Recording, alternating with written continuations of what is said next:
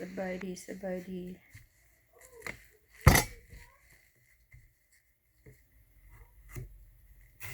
บ่มีเวียกเลยซอกเห็ดได้เปลือกน้อยหัวหนึ่งมา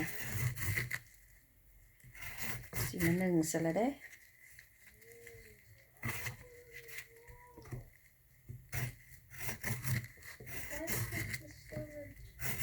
ปอกเปลือกซะก่อน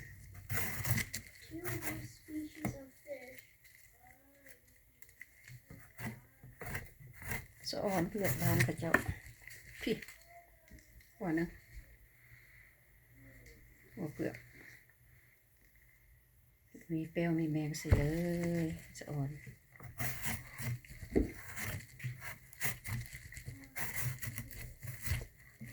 เห็ดแล้วจะซื้อแล้วบอกว่าสิเห็ดยังกินมีทางเดียวก็มีแต่หนึ่งเท่านั้นเนาะ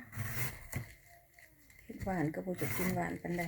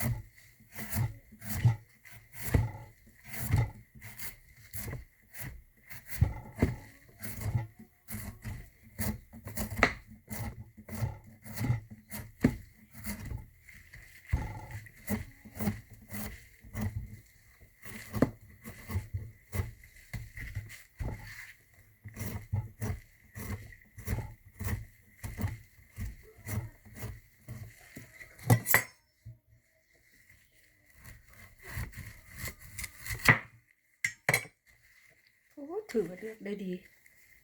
บุมีแป้งมีแมงงามสุดๆไปล้างก่อนมาเนี่ย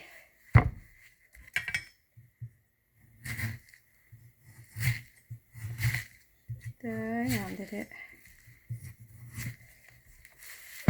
เป็นตะซื้อแท้ๆได้เนี่ยสดบุมมีเบี้ยวบริเนาได้นมอย่างโอ้ย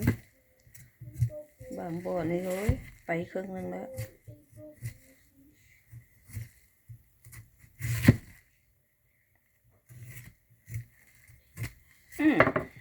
ล้างก่อนเด้อ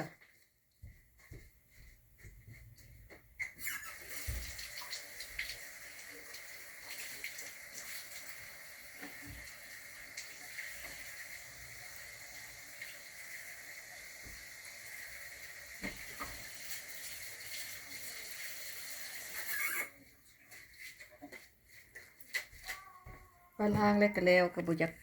พาละไปล้างอีกว่าสิซะ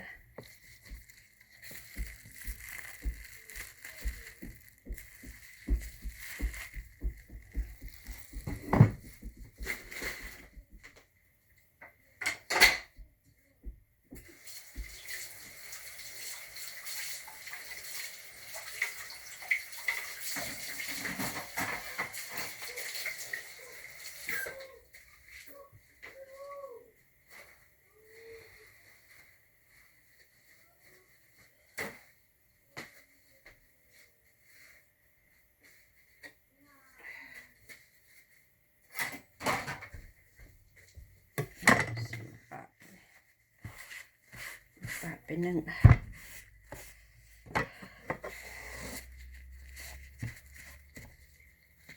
โอเคนึ่งสุกแล้วชิมาปันเบิ่งเด้อ